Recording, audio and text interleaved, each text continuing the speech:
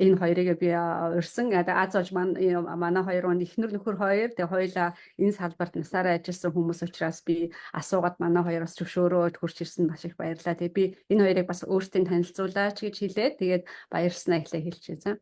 Ich habe gerade kurz vorgestellt, warum ich überhaupt diese Idee hatte, warum euch auch zum Glück auch, dass ihr auch einverstanden sind und Zeit genommen haben. Dankeschön. Und das ist auch sehr interessant für die auch Zuschauer oder überhaupt für die Mongolei, dass diese Gesundheitssystem in Deutschland, wie es läuft, einerseits auch in der psychiatrischen Teil und andererseits auch, wo wir auch arbeiten, ja, dass vielleicht auch von beiden Seiten auch beruflich, also eigentlich in einem Bereich arbeitet. Deswegen könnte auch für die Leute auch interessant sein. Und habe ich auch darum gebeten, dass wir vielleicht auch, euch auch mal kurz vorstellt und dann erzählen wir einfach von eigenen Bereichen, was ihr genau macht. Ja? Dann bitteschön.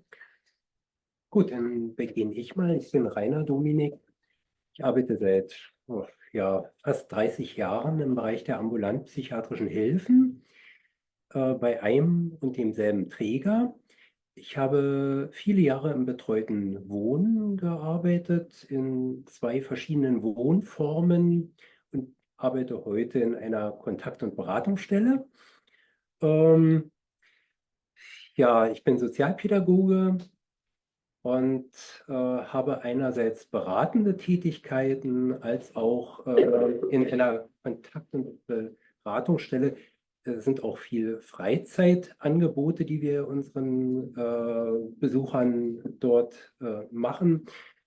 Ich würde da noch speziell darauf eingehen.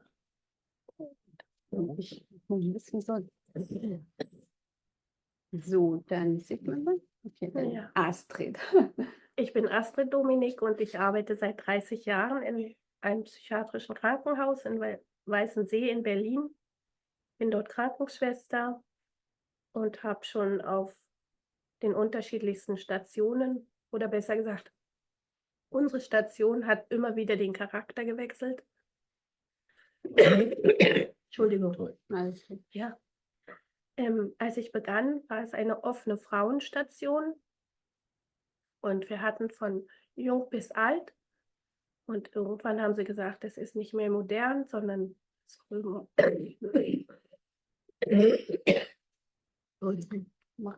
muss eine gemischte Station werden. Wir haben dann Männer dazu bekommen. Und später sind wir dann auch eine geschlossene Station geworden, wo wir dann auch wirklich akute psychiatrische Patienten bekommen haben. Und später haben wir dann wieder, hatten wir die Aufgabe, Mütter aufzunehmen, die eben auch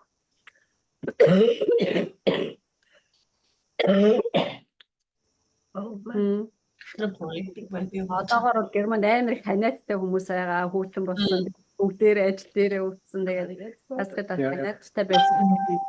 Ирсэн арай юу вэ? Хоолойны Entschuldigung. Alles gut. Dann übersetze ich mal kurz. За манай Райн болохоор зэрэг Райна Доминик 30 басаас 30-аас дээш жил яг би мэргэжлийн ажиллаар ажиллаж байгаа. Тэгээд Германд болохоор системийн товч тайлбарлахад яг түрүүн хэлсэн те яг сэтгцийн өвчтөй хүмүүсийг имлэгээс гадуур те өвчтөөсөн өдөж байгаа үед ч юм уу одоо нийгмийн талаас нь яаж яах вэ? Ямар системийн тусламж усаад үзүүлэх үү? Яаж сургалтанд хамруулах уу? Тэ эсвэл ганцхан өөрөө өвдсөн хүмүүс ш өвдсөн хүмүүсийн гэр бүлтэй хамт амьдарч байгаа хүмүүс нь бас тодорхой хэмжээгээр тэр мэдээж тэр асуудал өртсөн байдаг. Тэгэхээр тэднийг бас яаж тусал дэмжиж өшөө илүү тэр өвчний курс байхгүй тулд ч юм уу хамт амьдарч байгаа гэр орныхон хүмүүс бас тэрэнд адилхан одоо зовдөг учраас гэх юм уу те тэднийг бас хамруулж ажилладаг байгаа. Гайна болохоор зэрэг яг өөрөө юу мэрэгжил нь болохоор зэрэг нийгмийн сургууль хүмүүжүүлэгч гэсэн мэрэгжилтэй Монголд бас байдаг шүү дээ. Ихтэй сургууль төгсдөг. Тэгээд өөрөө 30 хэдэн жил одоо энэ салбартаа ажиллаж байгаа. Яг монголоор бол ингээд гэр орныхондоо хамт ажиллахгүй ганцаараа амьдардаг ч юм эсвэл биеэ дааж амьдарч чадахгүй байгаа тэм сэтгцэн өвчтөй хүмүүсийг угаасаа улсаас нөгөө цаанаасаа юу гэдэг асран хамгаалагчтай тийм байранд байлгадаг. Тэгээд улсаас тэр чинь нөгөө өдөр тутмынхын амьдрал туслах хэрэгтэй болон тэг өөрсдөө хоолоо иж чадахгүй, хувцас угааж чадахгүй, дэлгүүр явж чадахгүй ч гэдэм үү. Тэгэл нөгөө нэг бас л нөгөө янз янзын бичиг баримт инээ тэр яг ер нь биеэ амьдарч чадахгүй байгаа хүмүүсийг тусдаа тийм халамжийн байранд амьдардаг тийм сэтгэл зүйчтэй хүмүүс байдаг. Тэн дээр бол манай хүн аягүй олон бас ажиллаж ирсэн олон жил. Тэрнээс гадна ганцхан тийм халамжтай юу гэдэг нөгөө асран хамгаалагчтай байрнаас гадна зөвөр өөрсдөө тусдаа амьдардаг хүмүүс ч гэсэн өдрийн цагаар тэр чинь бас өдөр тутмынхаа амьдралыг бие дааж явуулж чадахгүй хүмүүс гэрээр бусаас тусалдаг тийм байгууллагад байдаг байхгүй юу. Тэнцээ бас олон жил ажиллаж ирсэн. Тэгээд дараа нь яг ажил дээрээ юу хийдэг талаараа деталь одоо юунуудын яриад өгье гэж чинь Астрид болохоор зэрэг яг өөрөө болохоор Берлинд байдаг одоо энэ том юуны сэтгцэн имлэг гэдэг байхгүй Берлин гэлтгүй Германд даяар байдаг Алексиана гэдэг энэ маш том имлэгүүдийн нэг салбарт Берлинд ажилладаг. Тэгээ 32 жил яг өөрөө энэ сэтгцийн сэтгц мэдрэлийн тасаг гэх юм уу та психиатрийн Abteilung тэнцээ болохоор 32 жил ажиллаж ирсэн. Өөрөө болохоор яг сувилагч мэрэгчлээ хүн. Тэгэхээр сувилагч нар Монголч гэсэн гэж байгаа. Яг гардаад бүх ажиллаад яг өчтөнүүдэд туулж ажилладаг. Тэгээ олон жил ажилласан учраас яг ямар сэтгцийн яг имлэг дээр одоо Монголд болоод сэтгцийн эрүүл мэндийн төв дээр хэвтэж байгаа хүмүүс ямар эмчилгээ авдیں۔ Яаж ирдیں۔ Тэгээ эмчилгээнээс гарсны дараа яад ингээд тэр бүх процессуудыг өөрөө 30 хэдэн жил ажлын туршлагатай учраас тэр талаараа ярьж өгье гинэ. Баярлалаа. Тэгвэл бүгдээрээ юу ах вэ? Эхлээд системийн талаар ярилцаад тэгээд дундуур нь сонсож байгаа мэдээлэл дээр тулгуурлаад асуулт юм байвал асуугаад явчих тийм ээ. Dann ist ein Vorschlag, wer möchte erstmal anfangen, was ihr macht und ganz genau so ein bisschen Ablauf und wie es früher war oder jetzt heutzutage und ein bisschen so ein historischer Hintergrund vielleicht mal. Gut, dann fange ich mal mit so einem historischen Hintergrund an. Der Bereich, in dem ich arbeite, der ist noch relativ neu, ja. Über lange Zeit war Psychiatrie eigentlich, fand in Anstalten statt.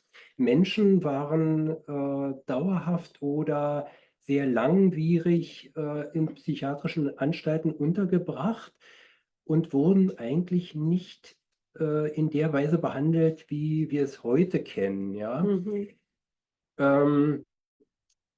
Im Jahre 1975 gab es einen Bericht, es wurde ein Bericht über die Lage der Psychiatrie veröffentlicht, die Psychiatrie-Enquete. Und in diesem Bericht wurden die Missstände aufgeführt, die es in der Psychiatrie gab. Dass es also riesige Krankenhäuser gab, wo Menschen eben dauerhaft in Schlafsälen untergebracht waren und wo eigentlich keine wirkliche Behandlung erfolgte. Das Personal war schlecht ausgebildet. Man hat sich um diese Leute irgendwie gekümmert, aber man kann eigentlich nicht von einer psychiatrischen Behandlung sprechen. Ein bisschen. Ja. Und durch diesen Bericht, durch diese Psychiatrie-Enquete,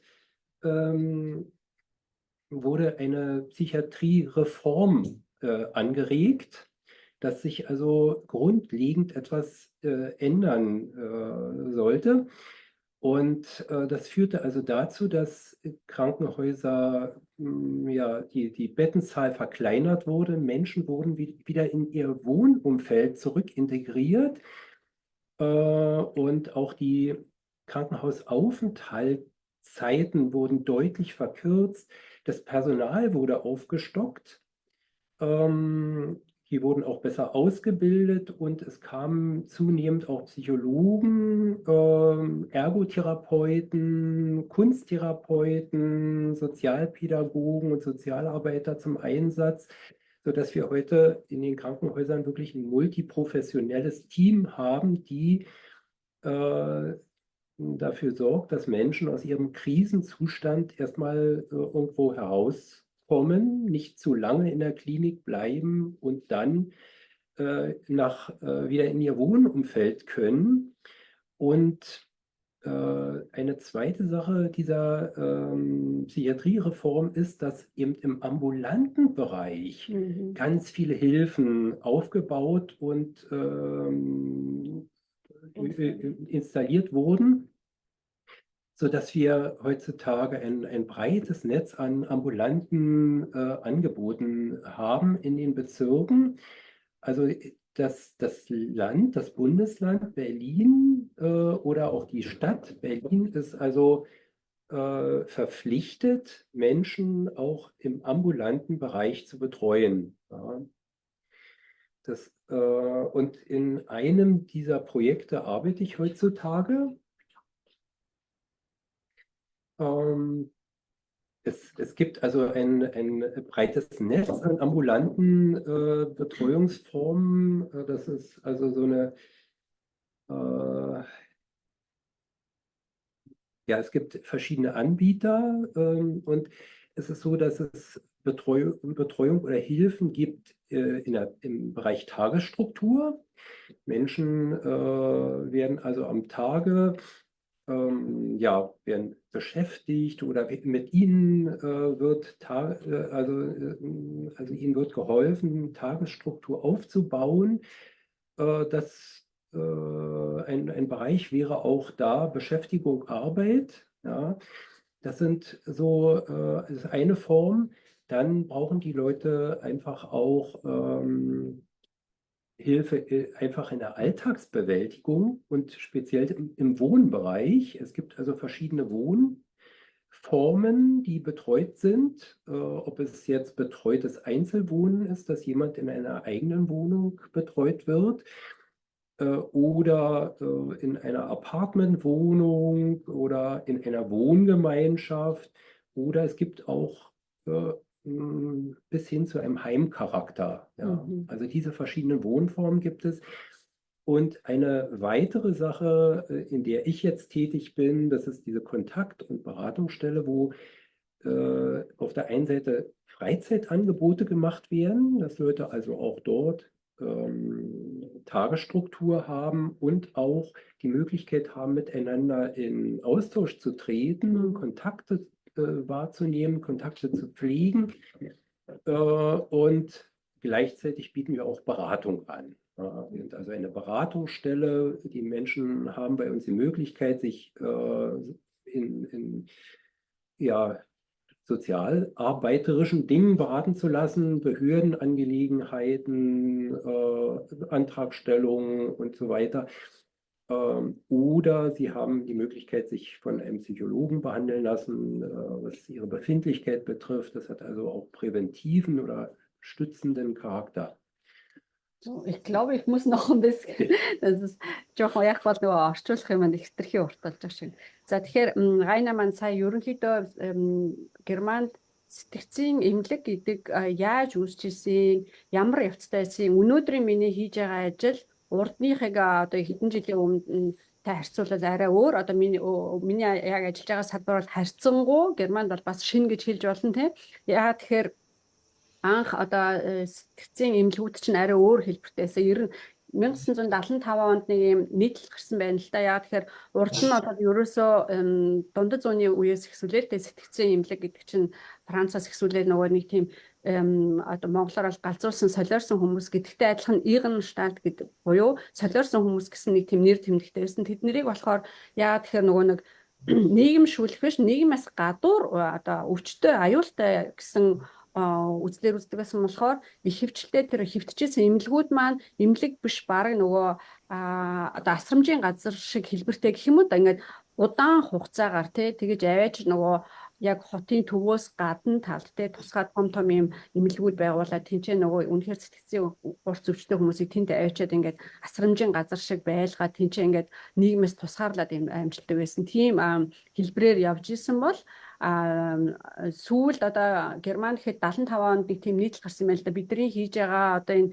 эмчилгээний арга гэдэг юм уу сэтгцийн өвчтөй хүмүүстэйгээ хандж байгаа хандлага тэднэрт одоо тусалж байгаа тусламж үзүүлэлт эмчилгээний үзүүлэлт нь буруу байна. Тэгээд тэр одоо 70 оны үеэс хойш яг тэр нь мэдээж хэрэг дундад зууны үеэс хойш мэдээж багаар ингээл сайжирчлээсэн л да. Яг гол одоо бидний ярих гэдэг юм болохоор ягаад бидний одоо энэ ажиллаж байгаа салбарууд ягаад шинвэ гэхээр тэр үеэс хойш 75 оноос хойш ерөөсөө эмнэлэг буюу тэр сэтгцэн эмнэлэг гэдэг чинь тийм нэг асрамжийн газар хэлбэртэй биш, нэг хугацаагүйгээр те хэр дуудах нь мэдгүй нийгмээс тусгаарлаа тавьчихдаг биш. Тэрнийгээ болоод эмнэлгүүдэд хот руугаа оруулж ирээд хэмжээг нь багасгаад мэрэгжлийн хүмүүсээ нэмээд те одоо эмчнэр байна. Ганцхан тэр чинь дээр үед одоо сэтгцэн эмчнэр гэж байдаг бас мэдрэлийн эмч сэтгцэн эмч гэж байдаг гэсэн бол тэрэнд нь одоо дахиад өөр мэрэгжлийн хүмүүс сэтгэл зүйчдийг оруулсан байна. Сургууль хүмүүжүүлэгчдийг оруулсан байна. Тэгээд янз янзын өөр эмчилгээний мэрэгжлийн хүмүүстэй нөгөө зөвхөн гар урлаар хийдэг эсвэл нөгөө хөгжим бүжгийн эмчилгээ гэдэг эрготерапи гэдэг хүмүүс гар урал хийдэг. Тэр бас нэг эмчилгээний төрөлд ордог. Тэгээд нөгөө төлөө цагаа зөв өнгөрүүлэх боломжтой тий ганцхан нөгөө имээр эмчлэх биш бүс зөвхөн амьдлын хүрээнд эмчлэх биш тэр хүнийг нийгэмшүүлэх арга дээр нь бас өөр мэргэжлийн хүмүүсийг татаж оруулж тэгээд эмнэлэгт байх хугацааныхан богиносгоод тэгж хизээ эмнэлгээс гарах нь мэддэггүй биш яг тодорхой плантай ямар өвчтөн байна онцлогоо тодорхой болно эмчилгээний хугацаанд тодорхой болно эмнэлэгт үзүүлж байгаа хүмүүсийн мэргэжлийн хүмүүс нь олон салбарын хүмүүсийг нийлүүлээд ажилладаг болсон тийм болохоор маш тийм өвөрмөц юм амар дэвшил гарсан гэсэн үг тий одоо тэгээ манай гайна болохоор зэрэг яг ажиллаж байгаа газар бид чинь амбулант нөгөө тэр чинь яг эмнэлэг төвчдөг юу стационер буюу яг хэвтэж эмчлүүлэхээс гадна гэртээ хондог мөртлөө өдрийн цагаар эмчлүүлдэг тэр амбулант гэж байдаг штэ тэр систем орж ирсэн тэгээд тэрнээсээ гадна одоо уртын ирсэн болохоор бүгднийг хамруулж ярихгүй. Тэгээд дээрэс нь одоо Астрид болохоор стационер буюу яг эмнэлэг дээр ажилладаг. Гайна болохоор амбулант буюу эмнэлгээс гадуур өдрийн цагаар эмчилдэг тийм системд ажилладаг гэсэн үг байхгүй юу. Тэгээд ганцхан тэгэж эмчилгээнээс гадна бас тухайн өвчтөн гэртээ бас нөгөө түрүү ярьсан шүү дээ хажуудаа асран хамгаалагчтай өдөр тутмынхаа амьдралыг өөрөө бие дааж явуулж чадахгүй байгаа хүмүүс туслаад те ганцаараа байрдаг өөрийнх нь байранд амьдардаг хүмүүсээ жуулна эсвэл ингээд бүлгээрээ нэг хэдэн хүмүүс байранд хамт амьдардаг те сэтгцэн өвчтэй хүмүүс тэдрийг бас тодорхой програмд харьцуулаад хараа хяналттай эмчилгээтэйгээ өдөр тутмын амьдралд нь тусалдаг тий одоо өөр юу гэдэг бусад нийгмийн асуудалд оролцоход нь тусалдаг тий тэр бүх хэлбэрийн амбулант буюу тэр хэсэгт нь ажилладаг байгаа байхгүй. Тэгээд бидний ажилладаг юм юу гэхээр бид нар ганцхан зөвхөн сэтгэл зүйн тал дээр туслах биш бид нар сэтгэл зүйчтэйдэг өөр мэрэгжлийн тий одоо урлагийн хүмүүс байна зураач байна чөлөө цагаа өнгөрүүлэхэд яадаг маш олон мэрэгжлийн хүмүүс нийлж групп болж ажилладаг тийм болохоор ганцхан сэтгцэн өвчтэй хүмүүс зөвхөн эмнэлэгт эмчлээд байдаг биш эмээр эмчлээд байдаг биш тэр систем маань өөрчлөгдөөд эмнэлгийн орчноос гадна зүгээр нийгэмших орчиндөө гэртээ амьдрангаа өдөр тутмынхаа амьдралыг явуулж чаддаг. Тэрэнд нь тусалдаг, чөлөө чагдан тусалдаг, янз янзын бичиг баримтаа хөөцөлдгөө, юу тэтгэлэг авах уу, тэтгэмж авах уу, тэтгэхэр юу гэдэг бүх одоо нөгөө бичиг баримт хөөцөлдөг тэрэн дээр нь бас тусалдаг, сэтгэл зүйн зөвлөгөө өгдөг, чөлөө цаг дээр нь дагуулж явдаг. Бидний янз янзын өгдөг тусламжуудад маш олон хүрээтэй учраас тэрнийгээ дараа нь яг нарийвчлаад яг юу явдаг гэж болно.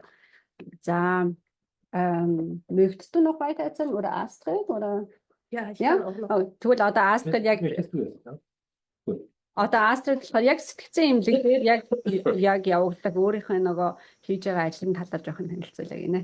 За хинэ юу ягараа ингээд богноор яриад орчуулад яваа. Also müssen wir ein bisschen eine kurze Absätze, sonst wenn es so lang ist, dann habe ich auch ein bisschen Problem vergessen, wie es anfängt. Ja, ist gut. Thank you. Also mein Krankenhaus, das ist schon über 100 Jahre alt und das wurde außerhalb von Berlin, also das haben sie oft in Deutschland gemacht, dass sie so am Rande der großen Städte haben sie so Anstalten aufgebaut, eben für psychisch Kranke, damit sie raus aus dem normalen Leben sind und damit sie irgendwo weggesperrt werden. Das gibt es rund um Berlin eigentlich an mehreren Stellen.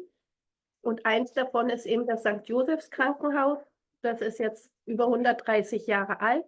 Und es wurde damals nur für Männer als Irrenanstalt wurde das so erbaut. Und erst nach dem Krieg wurde es dann auch umgewandelt in eine Klinik für Neurologie und Psychiatrie. Und ja, es war dann zur DDR-Zeiten das einzige psychiatrische Krankenhaus in der DDR. Es gab also sonst keine psychiatrischen Kliniken weiter, also keine kirchlichen. Es ist ein kirchliches Krankenhaus. Natürlich gab es andere Kliniken, aber nicht kirchlich, das einzige kirchliche Krankenhaus. So, vielleicht einmal kurz. Ja. За Астридийн одоо ажиллаж байгаа энэ сэтгцэн эмнэлэг болохоор зэрэг урд нь ер нь бол 130 жилийн түүхтэй эмнэлэг байгаа. Тэгээд бүр анх байгууллагатай болохоор зэрэг зөвхөн эрэгтэй хүмүүс зориулж байгуулагдчихсан байна. 130 жилийн өмнө гэсэн үг ш. Тэгээд ерөөсөө хотоос гадна Берлинээс бүр захад гэсэн үг ш. Яагаад гэвэл тэр сэтгцэн өвчтөе хүмүүсийг чинь нийгмээс тусгаарлаад одоо ингээд гаргаж байгаа гэсэн үг шүү дээ. Тэгээд тэр үедээ яг л нөгөө галзуучуудын эмнэлэг гэдэг юм уу те ерөнхийдөө хорих байдалтай тийм эхэлж исэн бол тэгээд тийм түүхтэй дээрэс нь хоёрдугаар дайны дараагаас бол арай өөрчлөгдөж ирсэн. Тэгээд юуны зүүн Герман буюу нөгөө баруун зүүн Герман ч нөгөө тусгай байсан ш. Тэр үед бас дахиад мэдээж хэрэг өөрчлөлт оруулж исэн. Тэгээд ганцхан эрэгтэйчүүдийн эмчилдэг биш те. Одоо түрүүн ярьсан бас ганцхан эрэгтэйчүүд биш, эрэгтэй эмэгтэй гэж ялгахгүй болсон. Хот руугаа нөгөө төв рүүгээ шилжүүлж ирсэн эмнэлгээ.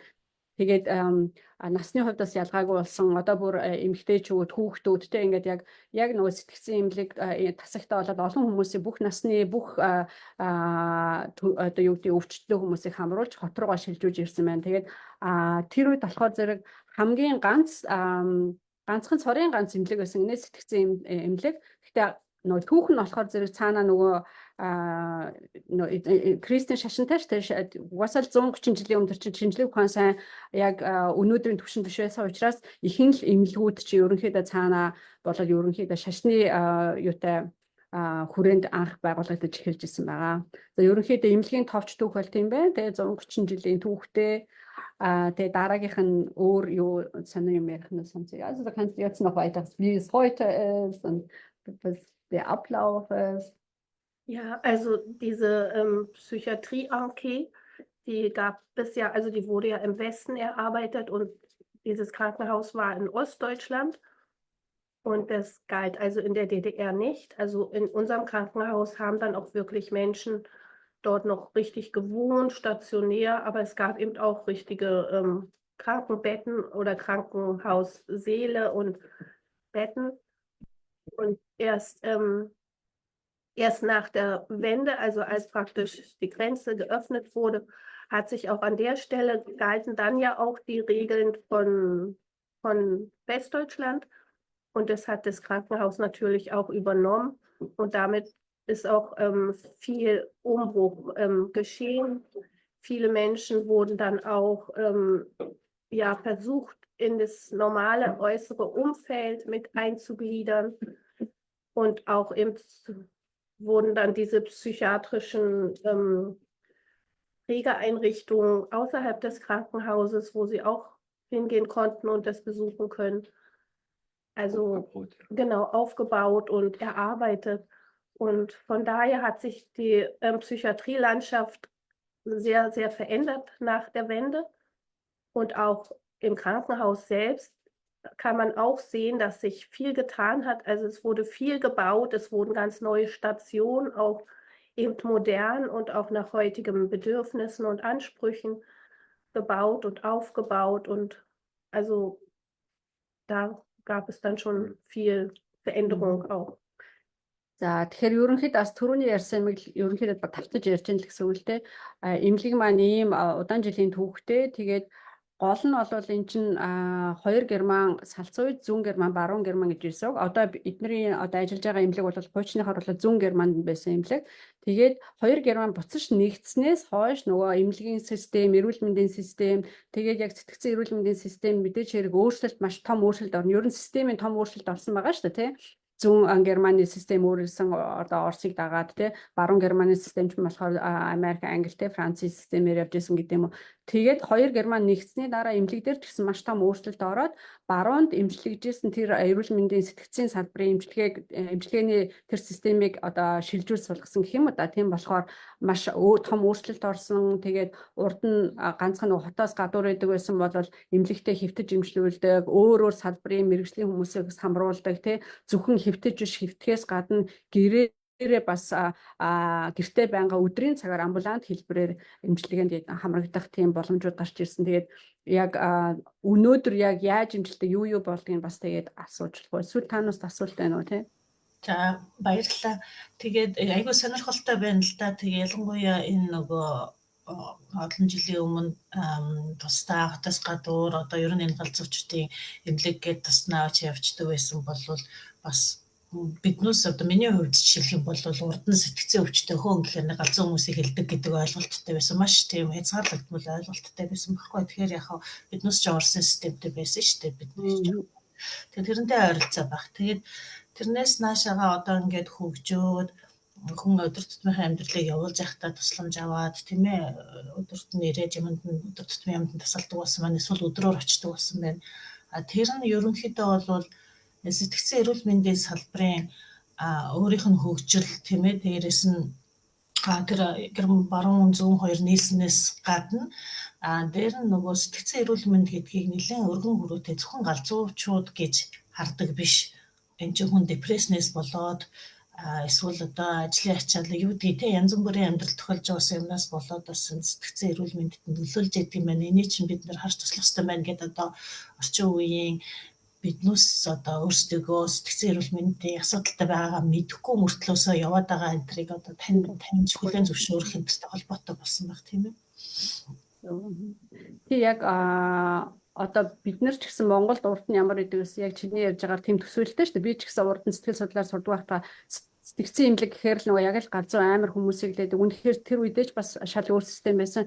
Яг тэр одоо түүхэн явцууд бас л энд явсан байгаа байхгүй юу те? Биднээс одоо харьцангуй хэдэн 10 жилээр илүү төрүүлж хөгжиж байгаа ч гэсэн энэ нийгэмд ч гэсэн баруунд ч байсан яг л тэр түүхэн үйл явцууд бол явагдчихсан байгаа. Ерөөсөө сэтгцэн өвчтөй гэхээр л бусад эрүүл хүмүүст аюултай санагддаг ч юм уу тэрнээс айдаг. Тэгээд нийгмээсээ тусгаарладаг. Хотоосоо бүр өөр тусгай асрамжийн байрны хэлбэртэй байдаг байсан. Одоо тэгээ буцаад шинжлэх ухаан хөгжөөд угаасаа бид нар чинь те эн чинь бас л нэг өвчтний хэлбэр зүрхний өвчин байна уу, толгойн өвчин байна уу, те бөөр дотор эрхний өвчин. Яг тэрэн шиг бидний сэтгцэн бас л адилхан нэг өвчний хэлбэр учраас яг л тэр хүнийг хүн юугаар нь хүлээж авч өвчтөн гэдгээр нь хүлээ. Түүнээсээ ч тэгэж нийгмээс тусгаарлаж, тамгалаж хотоос гадна тий бүр ингээд нийгмээс тусгаарлах тэр бол буруу эмчилгээний арга байна гэдгийг угаасаа эдгээр ч гэсэн хэдэн 10 жилийн өмнө ойлгоод бусдад шал өөр системдээ өөрчлөсөн. Яг тэр систем ч гэсэн одоо Монголд ажмаар мэдээж хэрэг орж байгаа тий. Тэгээд асуулт байвал асууж болно. Яг хүү бол бид яг өдөр тутмынхаа амьдралын одоо яг ямар хүмүүстэй учиртай яад энэ тэр талаараа бас ярьж болж байна. Тэгэхээр ингээд нэг асуулт асуу саяны хэлсэн дээр тулгуурлаад байна шүү. Ер нь бол хүмүүс өөрийгөө би сэтгцэн эрүүл мэндийн асуудалтай болсон байна гэж өөрөө таньж мэдэх бол маш хэцүү шүү дээ тийм ээ. Тэгэхээр яаж хүмүүс очдгийм бэ? Яаж одоо эмнэлгийн системийн тэдгэрийг таньж мэдж одоо энэ хүн ингэж байгаа юм байна гэдгийг нь одоо мэдээж авч тусламж үйлчлэг үзүүлэх юм да одоо сонгож автээ.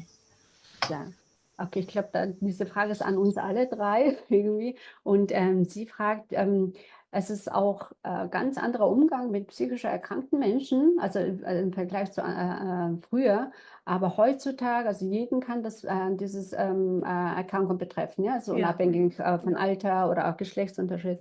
Und die Frage, es ist wahrscheinlich auch sehr schwierig, sich selbst, jemand wirklich selbst betroffen ist, sich selbst so einzuschätzen, ob ich psychisch krank bin oder Schwierigkeiten haben. Das ist eher so ein Tabuthema gewesen. Und wie läuft das denn? Wie kommen die Patienten quasi an eine Psychiatrie oder überhaupt zur Therapierichtung?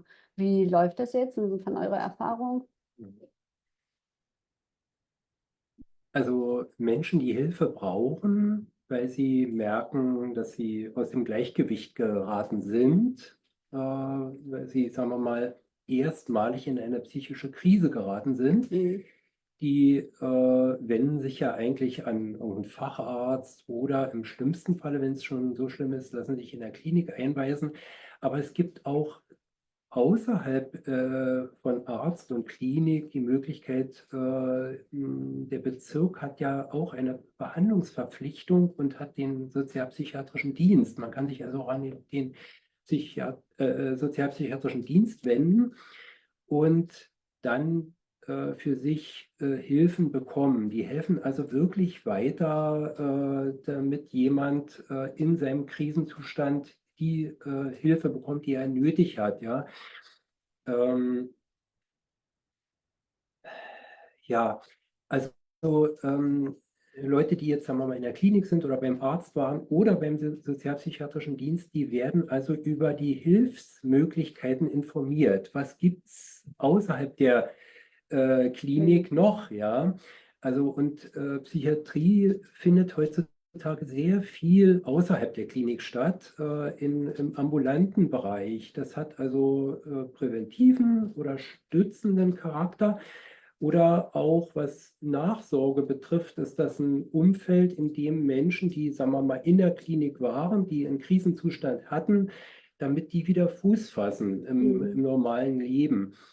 Und es gibt dazu ganz verschiedene Möglichkeiten. Es gibt also so einen allgemeinen psychiatrischen Verbund mit unterschiedlichen Angeboten. Ja, insbesondere Wohnbereich, Alltagsbegleitung, Tagesstruktur und ja, Tagesstruktur, Beschäftigung und sonst Freizeit und auch Beratung. Ja.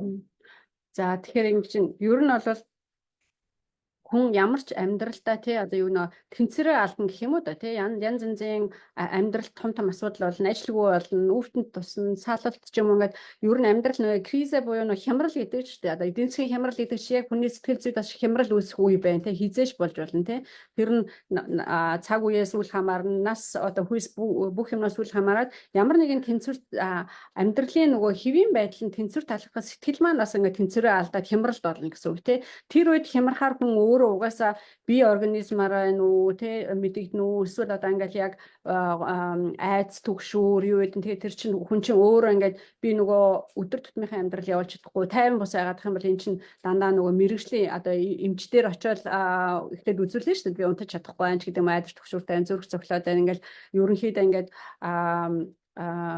эмч нараар мэдээж хэрэг дамжуулж очино ганцхан эмнэлгээс гадна бас бид нэр эмнэлгээс гарах үйлчлэн үү яаж урьдчилан сэргийлэх үү эмнэлэгт одоо ингээд эмч нараар дамжуулаад эмнэлэгт хэвтчихэд дараа нь тэр чинь зүгээр за ингээд тэгэхэд 4 7 хоног 6 хоног 7 хоног эмчлүүлжтэй баяртай биш үү тэрний дараах буцаад тэр явц чинь удаан үргэлжилдэг учраас эмнэлэгт хэвтсний дараах үед бас бидний тусламж үзүүлдэг тий тэгэхээр хүн маань эдгээр ерөнхийдөө улсын хэмжээнд дүүргийн хэмжээнд хотын хэмжээнд ингээд дүүрэгчилсэн одоо Монголд бол хороо хорон дүүрэг гэл ингээд хот тий явж байгаа тэр үед нөгөө яг эрүүл мэндийн системийн одоо яг сэтгцэн эрүүл мэндийн систем нийгмийн халамжийн систем ч юм уу тэр чинь нөгөө бүхэл бүтэн цогц учраас тэдрээр дамжуулаад мэдээлэл аавна тусламж аавна тэгээ бүр ингээд үнэхээр бүр ингээд зайлшгүй эмнэлэг твтэх шаардлагатай бол тэдрээр эмчээрээ дамжуулаад хүмүүс зөвлөгөө аваад очино мэдээж хэрэг тэр хүн маань өөрөө мэдээлэл сайтайхан бол надад тусламж хаанаас би авах вэ те тэр мэдээллийг өгөхийн тулд бидэж өөр олон нөгөө тутлах салбарууд хамт ажиллаж байгаа тийм маягаар ирээд тэгээ бас нэг би нэмж хэлэхэд яг ихэвчлэн мэдээж хэрэг хүмүүс өөрийгөө хүлээн зөвшөөрөхөд хэцүүлдэ би сэтгцэн өвчтэй байна тий мэдээж өөрөө би хэвийн биш байна надад хэцүү байна гэсэн мөртөө би сэтгцэн өвчтэй байна гэдгийг хүлээн зөвшөөрөхөд хэцүү байдаг бидний хувьд мэрэгжлийн хувьд юу хамгийн их том одоо ихний том алхам байдаг гэхээр тухайн хүн маань би асуудал гарлаа одоо сэтгэлийн хямралд орлоо тэгээ надад тусламж хэрэгтэй би ганцаараа энэ асуудлыг давж чадахгүй нэ миний сэтгэл хямраад байна би мах бод хүртэлтэй ингээд тэр хямралыг чинь би мах бодороо хүртэл ингээд одоо өвдөлтөөр одоо мэдрэгдэж байгаа гэсэн үг шүү дээ тэгжиж хэн хүмүүс нөгөө ихэвчлэн нуур өвдө толгой өвдлөө хотод гэж зөвлөө юу чи нойргуудлаа гэд эмчээр яваад байдаг явж байгаа сүүлдээ ингээд яг сэтгэл хямарснаас болоод би хямраад би мах бодоос өвдөөд тэгээд эмч нараар дамжиж бас ерөнхийдөө сэтгэл зүйчдэр аягүй хэрдэг.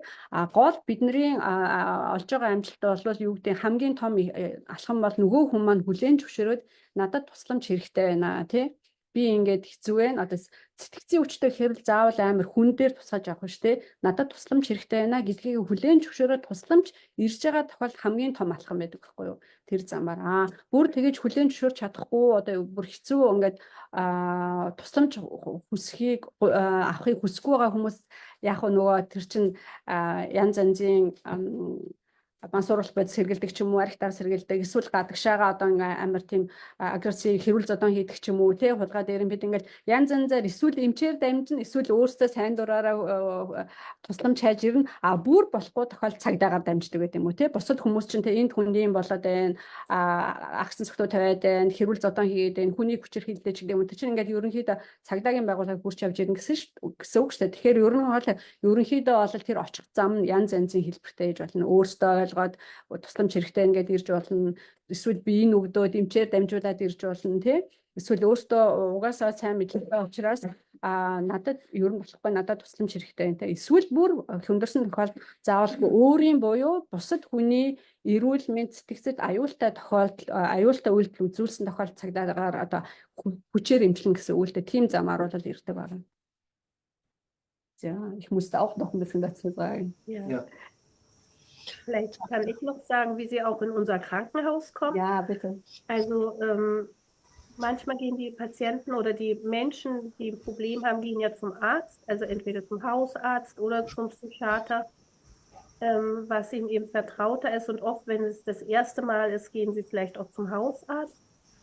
Und es ist so, dass in Deutschland dürfen Menschen ja gegen ihren Willen bloß aus 2 Gründen, also aufgenommen und eingesperrt in dem, also wenn man so sagen soll, eingesperrt, ne? Also aufgenommen werden. Gegen ihren Willen ist es nur, wenn die Patienten oder wenn die Menschen selbstgefährdend oder fremdgefährdend sind. Also wenn sie jemand anders schaden wollen oder wenn sie selbst ihrem Leben schaden wollen und selbst das Leben beenden wollen, dann besteht die Möglichkeit, Menschen gegen ihren Willen im Krankenhaus unterzubringen. Und die kommen natürlich dann auf eine, heutzutage heißt es geschützte Station, früher hieß es geschlossene Station. Ist eigentlich so ein bisschen dasselbe, aber es klingt schöner.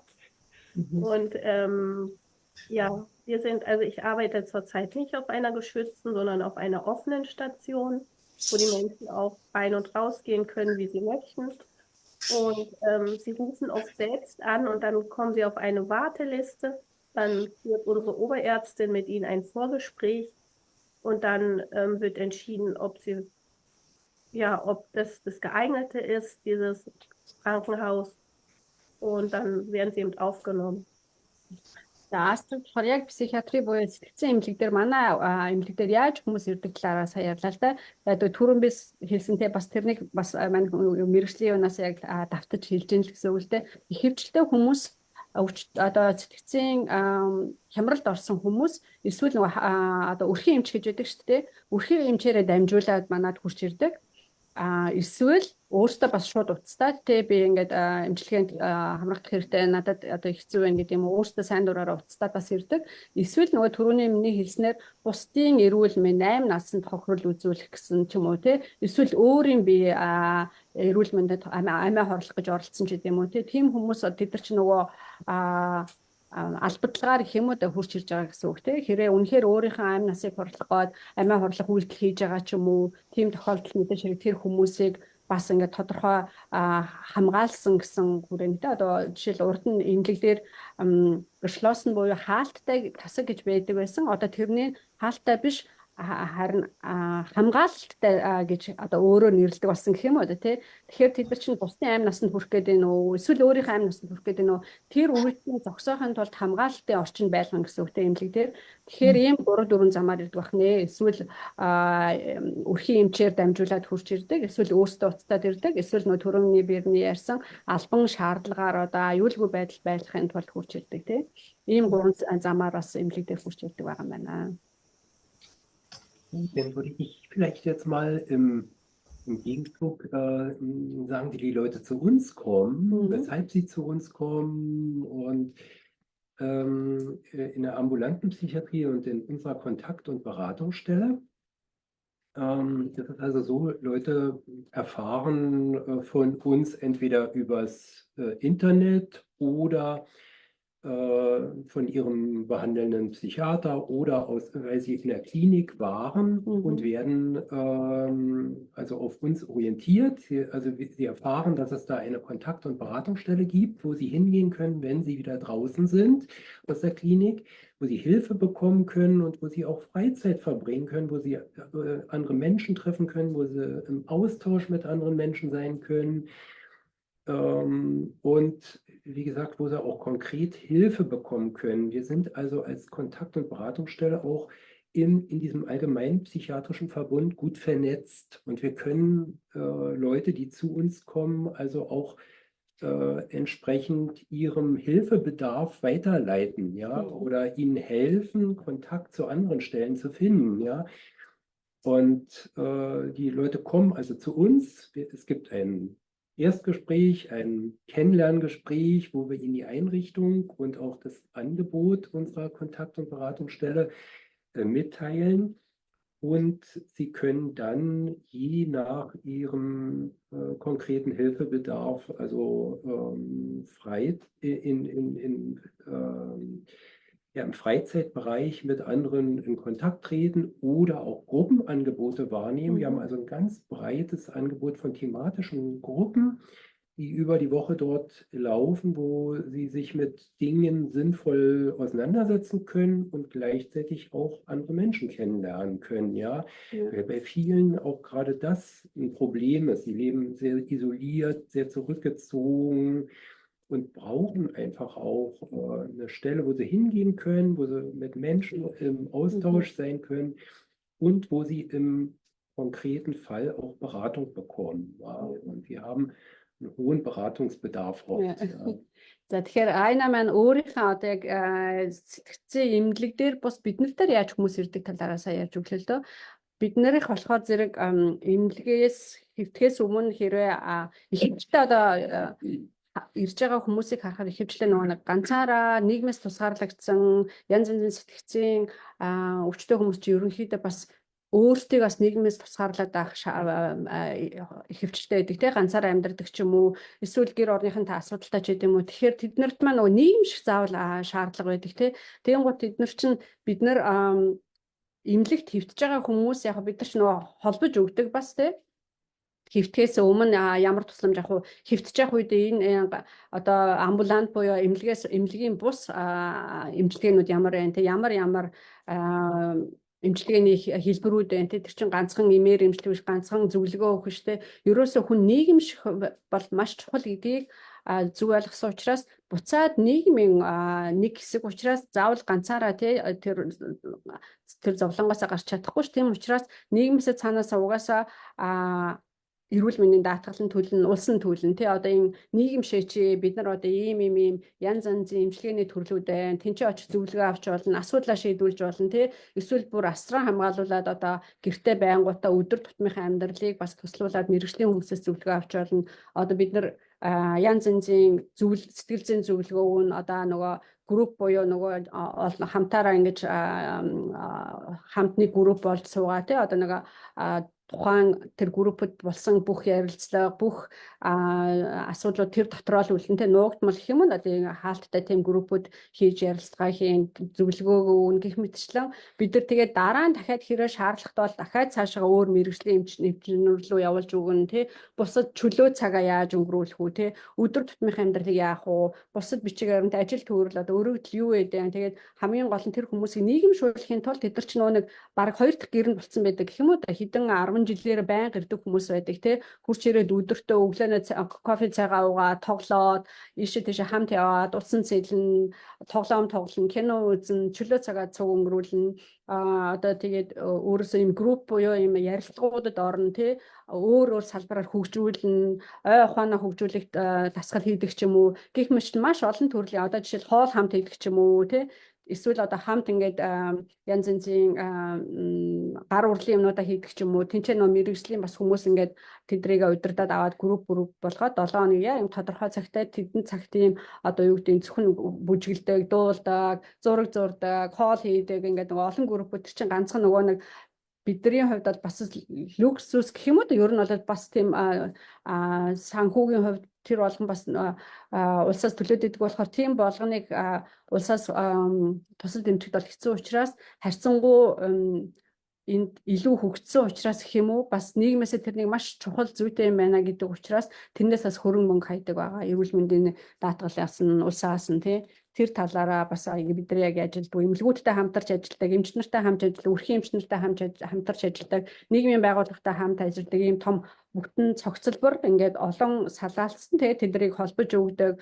хүмүүсээ хаана ямар мэргэжлийн хүмүүс тусламж хэрэгтэй хурж ирээ тэдэртэйгээ холбож өгөөд тусалдаг гэсэн. За баярлалаа.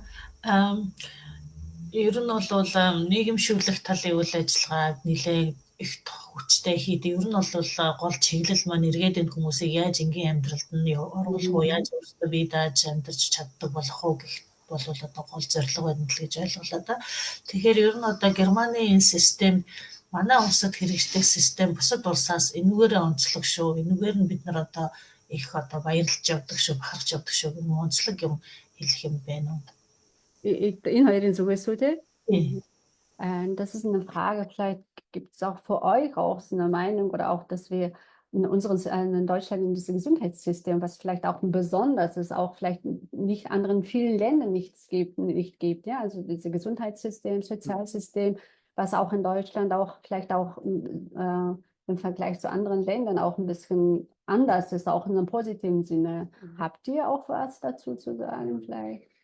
Also ich glaube, in den meisten europäischen Ländern ist es inzwischen ähnlich. Ja? Also diese Psychiatriereform hat auch in den verschiedenen Ländern in Europa stattgefunden und findet nach wie vor statt. Es ist also kein abgeschlossener Prozess, sondern es geht immer weiter, ja, und man steht auch international, was die Psychiatrie betrifft, im Austausch. Und da gibt es Länder, die noch besser sind als Deutschland. Und also ich glaube, wenn ich das richtig verstanden habe, Finnland zum Beispiel oder selbst Italien sind da teilweise weitergegangen schon.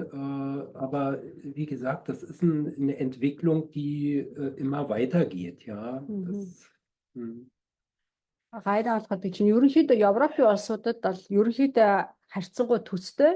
Гэхдээ мэдээж хэрэг улс болгон бас өөр жишээлбэл Финланд, Италид ч юм уу те арай илүү жоох бидрээс илүү явж иж магадгүй. Гэхдээ бид нар ерөнхийдөө Европт бол ерөнхийдөө нэлээд төстэй систем байгаа эрүүл мэндийн систем. Гэхдээ энэ чинь ингээд энэ одоо эрүүл мэндийн систем зөвхөн сэтгцэн эрүүл мэндийн систем бид нар ийм зорилго тавиад зорилготой хүрчлээд гэдэг юм ингээд дууссан асуудал шин чинь байнгын хөгжиж байгаа процесс учраас те байнга ингээд цаашаа байнга хөгжин угаасаа хүмүүсийн өвчлөлт юу ч гэсэн өөрчлөгдөн, нийгэм өөрчлөгдөн. Тийм болохоор тэр чинь байнга хамт дагаж явдаг учраас угаасаа дандаа энэ зөвхөн хөгжлийн процесс гэж харж болно. Тийм болохоор ерөнхийдөө Европт бол миний бодлоор бол төстэй байгаа эрүүл мэндийн систем ч гэсэн нийгмийн систем ч гэсэн яг ганцхан Германд байдаг юм гэж бас хэлэхэд бас хэцүү байх л гэж. Баярлалаа. Ер нь бол харахад миний яхаар Герман улс чинь бас харьцангуй эдийн засгийн хөгжлийн талаар нэлээд Европтой дэлхийд дээр ордог ч гэсэн ерөнхийдөө нийгмийн систем, хадамжийн систем, эрүүл мэндийн систем тэр бол харьцангуй нэлээд бүх нийтээр нэрэгдээ хамруулдаг тийм хэн мөнгөтэй эрүүл мэндэд эрүүл мэндийн үйлчилгээ илүү үйлчлүүлэн гэсэн юм байхгүй. Ерөнхийдөө тийм тогтвортой тэгээд нийтэд бүгдэнд нь хүртэх тийм систем байдаг. Эрүүл мэндийн системд ч байна уу, нийгмийн халамжийн системд ч байна уу. Тэгэхээр бүр тийм амар баян хүмүүс л илүү эрүүл байна ч гэдэг юм уу. Тэ мөнгөтэй хүмүүс л зөвхөн эмчилгээний үйлчлэгээ авна гэсэн тийм байхгүй учраас тэр систем нь бол миний хувьд бол илүү өвөрмөцөх юм уу. тий. Ямар ч хүн эрүүл мэндийн системд хамрагдана уу, мөнгөгүй гэр оронгүй хүн ч байсан эрүүл мэндийн үйлчилгээ авах хэрэгтэй, сэтгцийн эрүүл мэндийн үйлчилгээ авах хэрэгтэй тий. Тэр мөнгийг улсаас гаргана тий. Тэгэхээр бас харьцангуй би одоо бусад улсуудтай харьцуулж сайн мэдэхгүй байна л да. Америкт бол арай өөр ах жишээтэй тий. Үнэхээр ингээд хэцүү улсууд бол эрүүл мэндийн сэтгцийн эрүүл мэндийн системээр байтугай өнөөдөр орон гэргүй хүмүүстэй наацхийн хэрэгцээнд хангагдаагүй нийгэм тийм улс орн бол бас л нөгөө сэтгцийн эрүүл мэнд дээр улсаас ингээд хөрөнгө мөнгө гаргаад эрүүл мэндийн систем бүх үйлчлэгийг даана гэдэг бол бас тэр болгон улс орн байгаад идэггүй систем байгаа тий. Баярлалаа. За манай ус зөгчөөс асуултууд ирсэн байна. За. За сексэний одоо нөгөө яран дунд ингээ уусгаад асуугач явъя. Герман дунд сургуульд сэтгэл зүйн хичээл ордог болов? Kann man auch jetzt von den Zuhörern so fragen, gibt es auch in Deutschland in den Schulen gibt es auch einen Fach Psychologieunterricht? Wisst ihr das? Doch nicht. Also in den normalen Schulen glaube ich nicht, nein. Яг сэтгэл зүйн одоо салбар хичээл 10 жилийн дунд сургуульд бол яг сэтгэл зүй гэсэн юу бол ордгоо мэдээж том болоод одоо ихтэй сургуульд бол угаасаа тусгай өөр мэрэглэлээр сурсан ч гэсэн нийгмийн үнд нь бол ордог болсон байгаа яг. Also die psychische Gesundheit ist schon bei uns in Deutschland in den letzten Jahren zu einem sehr starken Thema geworden. Und es gibt zum Beispiel die Woche der seelischen Gesundheit. Aber es gibt auch selbst in Stadtteilzentren und in ganz vielen Bildungseinrichtungen gibt es also ja, sowas wie ein Psychoseseminar oder also ganz viele Angebote, wo das Bewusstsein für die psychische Gesundheit einfach auch geschult wird, ja, dass die Leute merken, Mensch, es ist ganz wichtig, sich diesem Thema zu widmen und das merkt man auch gesellschaftlich, unsere Gesellschaft, ja, es gibt sehr viele Menschen, die krank sind und auffällig sind und Hilfe brauchen und von daher ist es wichtig, ein Bewusstsein dafür zu schaffen. Und ich glaube, man ist wirklich dabei, das in der Bevölkerung also deutlich zu machen, dass das ganz wichtig ist. За жишээлбэл сургууль дээр яг ингээд 10 жилийн сургууль сэтгэл судлал гэсэн хичээл ордгоо ч гэсэн ерөнхийдөө нийгэм даяараа одоо жишээлбэл 7 хоног сэтгцэн эрүүл мэндийн 7 хоног ч гэдэг юм уу. Тэгэхээр энэ тэнд янз янзын арга хэмжээнүүд болдог тий. Ерөөсөө нийт хүн амыг одоо сэтгцэн эрүүл мэнд ямар чухал вэ гэдгээр ерөнхий мэдээлэл өгөх зорилгоор энэ тентхийн байгууллагууд тий нийтдээ арга хэмжээ явуулдаг, сургалтууд явуулдаг. Тийм арга хэмжээнүүд бас зөндөө явдаг. Миний мэдж байгаагаар бас заавалчгүй сургуулиуд дээр 10 жилийн ангиуд дээр сэтгэл зүйн хичээл гэж орохгүй ч гэсэн ер нь бүр багаас нь хүүхдийг сэтгэл зүй эрүүл мэнд гэдэг ямар чухал вэ те сургууль хүмүүжүүлэхдээ ч гэсэн хүүхэд одоо ядчил өөрийнхөө сэтгэл хөдлөлийг яаж илэрхийлж сурах уу өөрийгөө бас те хүсэж байгаа хүсвэгээ яаж илэрхийлж сурах уу тэрний ээж аав нь бас хүлээж авах хэрэгтэй те сургууль хүмүүжүүлэх тал дээр ч гэсэн бүр багаас нь ихэд арай өөрөөр одоо системээр явдаг гэх юм уу эсвэл сургуулиуд дээр бас ингээд багш нар нь ч юм уу эцэг эхчүүд ингээд хүүхэд нь хэцүү хүмүүсийн асуудалтай ч юм уу ямар нэг юм өөрт нь нэг өөрөөс хэцүү санагдах юм бол хандах хүмүүсээ мэддэг те хүүхдийн сэтгэл зүйтэй хандна сургуулийн хүүхдийн сэтгэл зүйтэй хандна багш нар нь ч гэсэн нийлээд ажилладаг тийм болохоор бас тэр тал дээр ганцхан яг хичээл ордгоо ч гэсэн ерөнхийдөө байнга тэр одоо анхаарлын төвжээд идэг эцэг эхчүүд насанд хүрсэн хүмүүс хүүхдүүдэд ч гэсэн хаана хандхаа мэддэг асуудал гарвал тийм байдлаар бас явдаг байна. За баярлалаа. За түрүүн нөгөө эмнэлэг дээр, амбулатур дээр болдог арга хэмжээнүүдийг ярьсан шүү дээ, тийм ээ. Одоо тусгаарлан одоо хамгаалах хэсэгт оруулдгаас ахуулаад тэгээл одоо өдөр тутмын нь чөлөөт цагийг өнгөрүүлэх маягаар зурах, дуулах юу гэдгийг тийм ээ. Янз бүрийн тийм үйл нийтийн арга хэмжээнүүдэд хамрагдуулаад ингэ явдаг. За холбогдуулаад одоо Oxford Mindfulness гэдэг юмыг мэдхүү. Энэ талаар ямар бодолтой байдаг вэ? Энийг Германд эмчилгээний арга хэлбэрт ашигладаг болов уу? Dem assault ирсэн тий. Das war auch eine Frage, also wie es auch in der Psychiatrie abläuft, auch in außerhalb oder ambulanten Bereich läuft. Und da kam auch eine Frage, kennt ihr diese Oxford Mindfulness, dieses System, ob das auch in Deutschland angewendet wird? Wisst ihr das? Also мэдгүй энэ тэр Германд бодвол мэдээж сэтгцийн одоо эмнэлгүүд дээр ч гэсэн тэрнийг тэр юу хэрэгэлдэг юм байна. Тэгэхээр манус бол бид ерөнхийдөө тэр талаар мэдэхгүй хэрвээ олон улсад хэрэг хүлээн зөвшөөрөгдөд хэрэгэлдэг бол бас магадгүй англид ч юм уу англи хэлний хэлтэй улсууд ч юм уу эсвэл тэр юугаа сургалтыг хийдэг байж магадгүй одоогоор л хоёр мэдгүй байна. Бясалгал маягийн одоо ойртуулж идэх юм бол тэгээд Ерөнхийдөө es geht auch ein bisschen so in Richtung Meditation.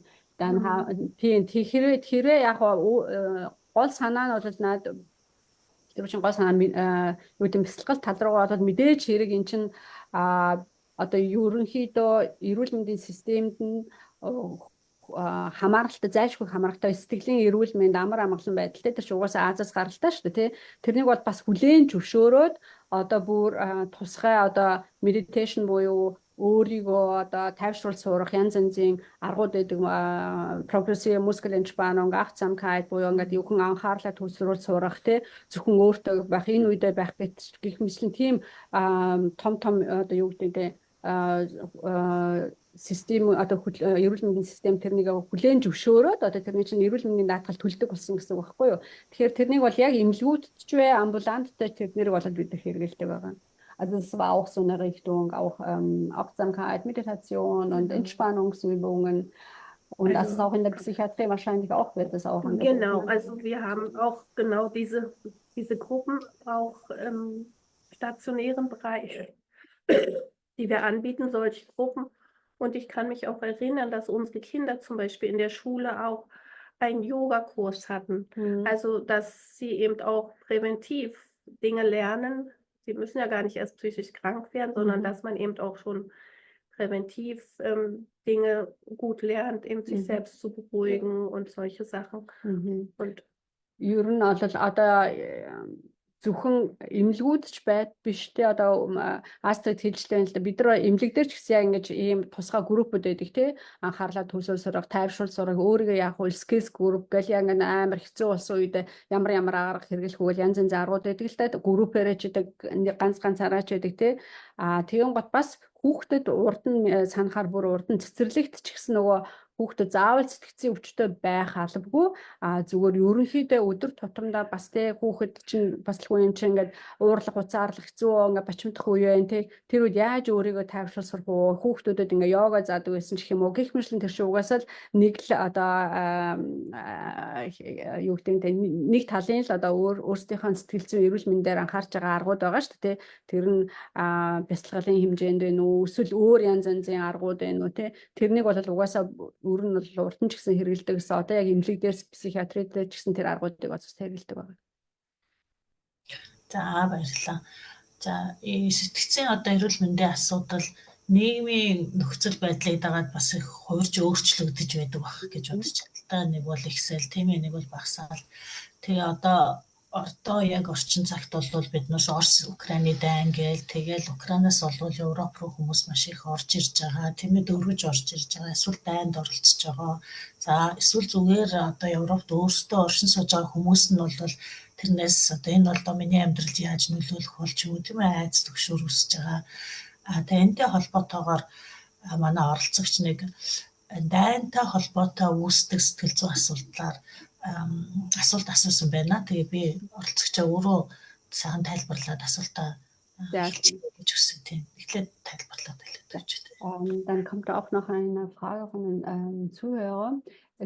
Dass diese ganze psychische Erkrankungen, es wird sich auch ändern auf Dauer, also ob das auch gesellschaftlich bedingt ist oder Privatleben. Und jetzt ist die aktuelle Frage, weil es auch gerade auch diese Ukraine- und Russland-Krieg und da sind auch viele Menschen irgendwie betroffen und da kommt wollte jemand auch speziell auch für dieses Thema auch eine Frage stellen. Ja, klar, so ist es. За үлзий өөрөө сайхан тайлбарлаа асуулт асууж хөө. Can I take it in English just in order to save time, or do you want, because the Mongolian speakers have already read, I guess, my questions. What do you think? It's up to you. Then you can answer already. Нэгдүгээр амар бүдэг сонсч чинь. Хоёрдугаар зүгээр монголоор асуучвал би монголоор асууж. Also ich glaube, jemand auch aus Schweden, also Englisch. За тэгвэл би окей. За одоо сонсогдох байх гэж бодож байна. За одоо сайн сонсож. За нөгөө энэ дайнд энэ дөрвчдээс одоо дөрвчд дотор дайнд оролцож байсан эсвэл дайнд өртөж байгаа хүүхдүүд болон янз бүрийн байдалд одоо сайн нөгөө хүүхдүүдийн сэтгэл зүй ярьж байгаа хооронд бодохгүй юу? Ийм янз бүрийн нөхцөлтэй хүүхдүүд ингээд энгийн ингээд дайн үзээгүй дайны гал огт мэдхгүй хүмүүс дайнд өртөжсэн дайнд одоо өөрсдөө оролцож байсан энэ төр хүмүүс бид нар өнөөдөр ингээ Европын юм уу өөр газруудад ингээд мөр зэрэгцээд амьдраад эхэллээ л дээ. Тэгэхээр сэтгэл зүйн хувьд та бүхэн мэрэгжлийн хувьд энгийн одоо хүмүүс биднэрт те хандаж хэлэгч гэдэг юм үр хүүхдтэй сануулж хэлэгч гэдэг юм уу тийм зөвлөгөө юм байна уу гэдэг талаас нь Ja, das ist die Frage. Es ist auch heutzutage, es ist immer noch, gibt es noch Krieg, aber da gibt es auch eine Flüchtlinge, die, ob es Erwachsene oder Kinder sind, die Flüchtlinge sind auch, die auch dieses Trauma erlebt haben, die Kriegserlebnis hatten, die quasi, die haben auch Möglichkeit wieder zurück, also dass wir diejenigen, das noch nie diese schreckliche Ereignis hatten, das zu leben. Und dann gibt es auch die bestimmt auch schon große Unterschiede auch von den traumatisierten Kindern und dann auch Erwachsenen. Was ist empfehlenswert von unseren Fachleuten für die Menschen aus der Flüchtlinge aus dem Kriegsgebiet hierher kommen und mit uns zusammenzuleben? Vielleicht gibt es auch eine Empfehlung oder Ratschläge, wie auch die anderen Menschen da mit solchen Betroffenen auch umzugehen. Habt ihr auch eine Idee? Das ist vielleicht ein Verständnis dafür und wie, weil wir das selbst nicht erleben, können wir nicht vielleicht mal vorstellen. Ja. Also das ist schon eine schwierige Zeit, in der wir leben, das ist ganz klar. Und das wird ja auch bei den oder von den Besuchern, die zu uns kommen, sehr stark thematisiert. Ja, sie nehmen das sehr wohl wahr. Und das bedroht oder sie fühlen, selbst unsere Menschen hier fühlen sich bedroht von diesen Zuständen, die auf der Welt scheinbar immer näher rücken. Ja, ob es Kriege sind oder die Auswirkungen von Kriegen, dass immer mehr Menschen hier Zuflucht suchen und Hilfe brauchen. Und es gibt wir haben ja ein Projekt, was sich insbesondere auch für Menschen mit Migrationshintergrund oder was sich um diese Menschen, die geflüchtet sind, die hierher gekommen sind, die viel stärker noch Hilfe brauchen, dass wir diesen Menschen begegnen können. Da haben wir also ein eigenes Projekt, wo diese Menschen also die ersten Hilfsschritte bekommen und auch letztlich, sagen wir mal, medizinische Versorgung bekommen, psychiatrische Versorgung. Viele dieser Menschen sind, wie gesagt, auch traumatisiert und brauchen therapeutische Hilfe und so. Und das wird ihnen durch dieses Projekt auch vermittelt, ja. Also in unserer Einrichtung selbst kommen solche Leute weniger an, aber ich merke zumindest, dass unter unseren Besuchern, dass also diese weltweite Zunahme von Krisen und Kriegen, dass das unsere Menschen genauso verunsichert und destabilisiert, ja.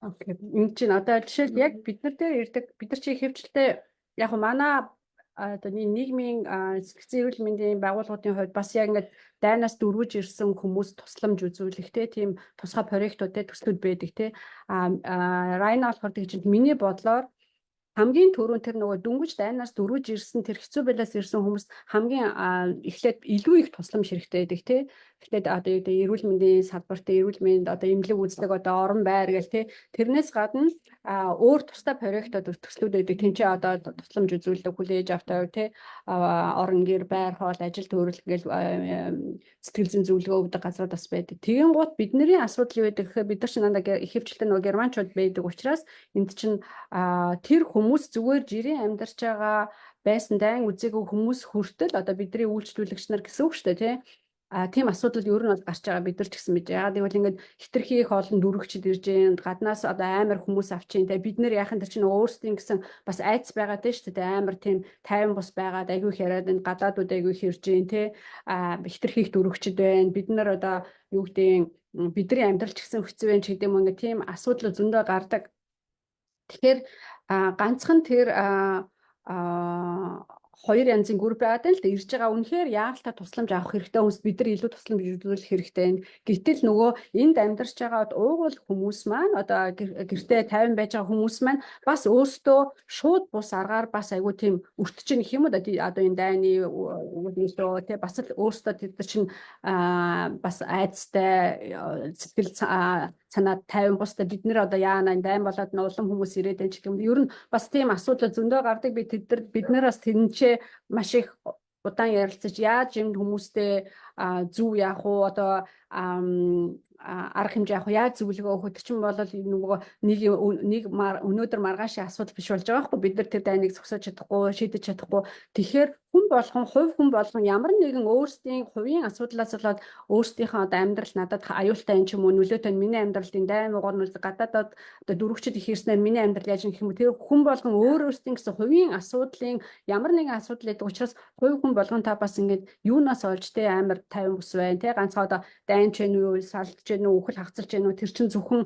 амьдралын явц гарч ирж байгаа нэг тийм өдөөгч гэх юм уу те сэтгэл хямруулж байгаа тэр нь болохоос ш яг тэр чинь байнга байгаад байх юм биш те тэрнтэйгээ яаж би энэ сэтгэл зүйн хямрал одоо 50 бус байдалтайгаа би яаж ажиллах вэ ямар аргууд хэлэх үү юунаас олж тэр чинь тэгэхээр ингээд бүх нийтээр нь хамруулахад бол хэцүү тийм болохоор бид нар ч гэсэн яг өөртөө өртөөгүйч вэ бид нарт үйлчлүүлж байгаа хүмүүс өөртөө дайнд өртөөгүйч вэ яг тэднэртэй адилхан бас амар 50 бус байгаа тий айгуу сэтгэлийн хямралтай байгаа айцтай байгаа тийм болохоор бидэрт бол айгуу бас л тэр том нэг асуудал болж ирж байгаа гэсэн. Тэгээ ерөнхийдөө бол мэдээч хэрэг зүгээр мэрэгжлийн хүнд итгэхэд тэгээд бас нөгөө тэр траума буюу тэр сэтгцийн гэмтэл үзээгүй дайн үзээгүй өхөл одоо юу гэдэг нүдэн дээр тийм аимшигтай юм үзээгүй хүмүүс чинь өөрсдөө үзээгүй болохоор бас ойлгох хэцүү те нөгөө дайнаас дөрвөж ирсэн тийм хэцүү үед үсэн траумад өссөн хүмүүс чинь өөрийгөө нөгөө нэг контролдох те чаддгүй гинт уурладаг ч юм уу уурцаарладаг ч юм гинт уйлдаг ч юм уу мэдгүй те янз янзын жирийн бас нөгөө авир гаргана шүү те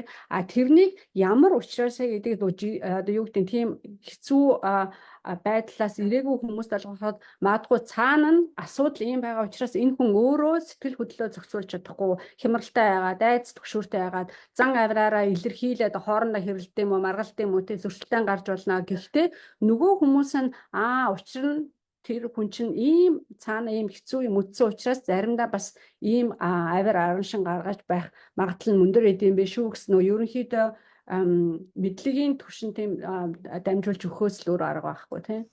За баярлалаа. За биднээс энэ цаг бас нэлээд явчлаа. Мөчлөө бас хоцорч эхэлсэн. Тийм тэгээд биднээс ер нь энийг нэг хэлээд өгч юмсан тийм монголчуудтай ярьж байгаа юм чинь энэ тухай яриад өгчвөл сонирхолтой байх болов уу гэж бэлдэж ирсэн зүйл байгаа юу.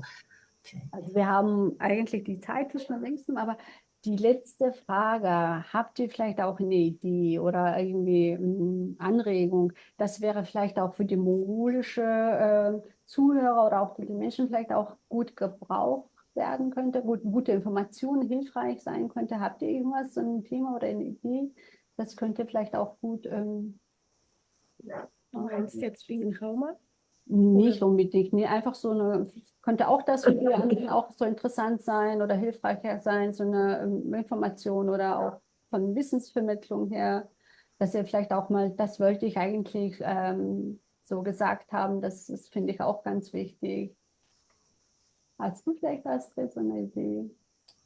Also für dich selbst, dass eigentlich allgemein die Menschen vielleicht wissen müssen oder wäre es besser, wenn die darauf ein bisschen davon mehr Wissen haben, Anregungen oder Ideen. Also wir arbeiten zum Beispiel auch ein bisschen mit alternativen Sachen, zum Beispiel auf Station machen wir auch Aromapflege. Ja, Also spannend. und das unterstützt auch die Menschen. Also erst sprechen wir über ihr Lebensthema oder ihr, wo sie gerade Unterstützung brauchen.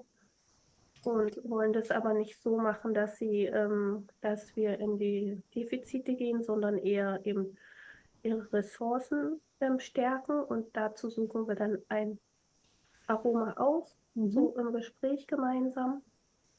Und ja, sonst sind sie auch bei uns im Krankenhaus natürlich auch immer sehr interessiert, dass wir also uns auch weiterbilden und immer weiter, immer wieder auch Neues lernen und auch diese Erfahrung dann natürlich auch. Und dass es auch sehr gut ankommt und auch Ja. effektiv ist. Ja. За Астрид маань ингэж одоо яг сэтгцэн эмнэлэг дээр ажилладаг шүү дээ. Эднэр болохоор өөрийнх нь санаа нь болохоор ингээд үнэрийн эмчилгээ буюу арома буюу янз янзын үнэрээр эмчилгээ хийдэг тий. Тэгээд гот нөгөө өвчтнүүдийн маань нөгөө асуудал өвчин зовлонгийн ингэж илүү яриад тахаасаа илүү нөгөө хүнийхэн өөрийнх нь чадвар, сонирхол нөгөө эерэг зүйл дээр нь илүү анхаарлаа төвлөрүүлээд тэгээ одоо яг л одоо юу гэдэг бүх ингээд асуудлыг наривчлаад ингээд ухаад байхтай биш. Жишээлбэл зөвхөн үнэрийн эмчилгээгээр эмчилгээ хийдэг. Тэр айгүй их сайн хүрдэг гинэ. Тэгээд өөрсдөндөө тааламжтай үнэрээ сонгоод тэгээд өөрийнхөө нөгөө өөрийн хувь хүний нөгөө илүү зан чанар ресурс буюу нөгөө хүчин чадал цаана байж игдэ тий. Тэрэн дээр нь илүү тулгуурлаж ажиллавал маш их өгөөчтэй хүмүүс ч гэсэн айгүй гоё хүлээж авдаг гинэ. Тэр айгүй бас нэг эмчилгээний бас маш аль алиндаа илүү таатай тэгээд айгүй эффектив буюу айгүй үр дүн сайтай эмчилгээнийхэн хэлбэрт ордог гэж байна. Тэрнийг бас хэлмээр байна гинэ. Auch noch auf die Frage so ein bisschen eingehen. Одоо энэ асуултан дээр дахиад жоохон гүнзгийрэл нэг юм хэлье гинэ. Also ich denke, es ist ganz wichtig, deine Grenzen zu kennen. Grenzen, um Grenzen in deinem Leben zu wissen, ja. Und dass man also wirklich an der Stelle achtsam mit sich umgeht, das ist eine Sache. Und dass man Selbstfürsorge, das ist bei uns jetzt auf Arbeit mehr und mehr Thema, dass man Selbstfürsorge betreibt, dass man die Dinge, die einem selber gut tun, dass man diese Dinge einfach in sein Leben überträgt und dass man damit also hilft, sich immer wieder auch ins Gleichgewicht zu bringen, ja, dass man seine Grenzen sieht, akzeptiert, wirklich nicht überschreitet und immer wieder auch sich etwas Gutes tut, um die Dinge, die einem persönlich weiterhelfen und die für einen gut sind, dass man die praktiziert, um sich zu stabilisieren. Ja. Also das, denke ich, wäre so das, was mir dazu einfällt zu dieser Frage. За гайна болохоор ингэж зөвлөж чинь ер нь хүн болгонд өөрийн гэсэн нэг тодорхой хэмжээний хүчин чадал гэж байгаа тий.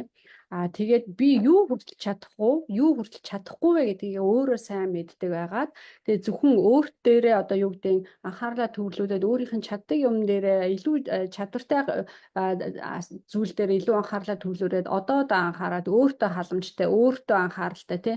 Өөрийнхөө хэмжээг мэдээд хитрхи их одоо ядартлаа ажиллаад байх жишээ нь тий. Хитрхи ингээл хамаг хүчээ хүмүүст өгөл туслаад байх ш тий. Ер нь яг өөрийнхөө тэнцвэрийг сэтгэл зүйн тэнцвэрээ олохын тулд ч гэсэн хүн өөрийнхөө хүчин чадлын хэмжээг мэдээд тэр балансаа барьж чадж байгаа юм бол маш зүг байдаг. Тийм болохоор өөртөө анхаарах, өөрийгөө халамжлах гэсэн үг шүү дээ, тий. Тийм бас нэг салбар байна л да. Тэн дээр илүү өөрсдөө хүмүүс анхаараасаа, тий. Яг өөрөө би юу өөрийнх нь чадахгүй юм а бас хүлээн зөвшөөрөх, тий. Чаддаг юм бол юу гэдэг илүү хөгжүүлээд ч юм уу, тий. Янз янзын аргууд байдаг л да. Нөө ах зам байт буюу одоо монголоор бас л нөгөө анхаарлаа төвлөрүүлээд одоо төвлөрүүлэх, тий. Яг хийж байгаа юмдаа төвлөрүүл сурахтай. Ингээд энэ олон одоо нийгмийн дарамт гэр бүл ингээд бүх одоо сургуулиас эхлүүл ингээд амар нийгмээс хүмүүс шаардаад чи тэм байх хэрэгтэй, ийм байх хэрэгтэй, тийг ингээд шаардаад байх. Тийм гот хүн өөрийгөө хамгаалж сурах хэрэгтэй тий. Би аль хүртэл чадахгүйгээ тий. Бас хэл сурахтай чадахгүй юу тий. Өөрийнхөө хэмжээг мэддэг. Одоо чадлаа мэдээд би энэ хүртэл миний одоо юу гэдэг батарей бол энэ байна тий. Би энэс илүү батарей өгч чадахгүй цэник байхгүй гэсэн утгаар тийм болохоор тэрэн дээр илүү анхаарлаа төвлөрөөсэй гэж би бас маш чухал хэсэг шүү гэж хэлмээр байна гинэ. За баярлалаа. Одоо ингээд баг 30 минут илүү явчлаа. Төвчээртэй бидэнтэй хамт байсанд баярлалаа. 2 минутанд багтаагаад нэг хурдхан 2 асуултыг асуучих. Хоёр оролцогчдоос ирсэн байна.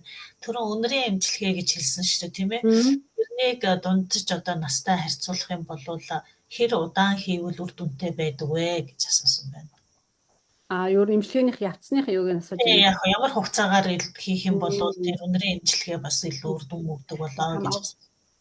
Ja, eine Frage zur Aromatherapie und jemand hat gefragt, diese Dauer, also wie lang, diese Effektivität, wie lange muss man mindestens auch diese Aromatherapie machen? Was wäre da empfehlenswert? Gibt es so Zeitgrenzen oder auch Dauer? Nein, gibt es nicht. Und man kann es gerade am Anfang kann man es auch öfter machen, also öfter durchführen.